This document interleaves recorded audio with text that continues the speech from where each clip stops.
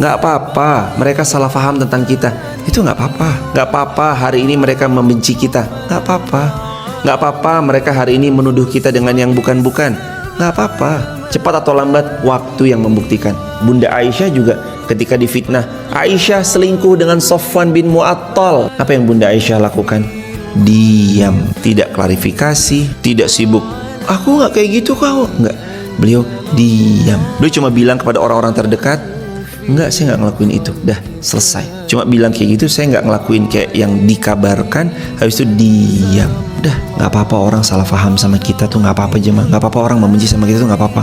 Waktu yang akan buktikan. Dan kita nggak butuh validasi manusia. Capek. Hidup mencari validasi manusia berujung capek. Tapi kalau hidup carinya Allah tuh tenang.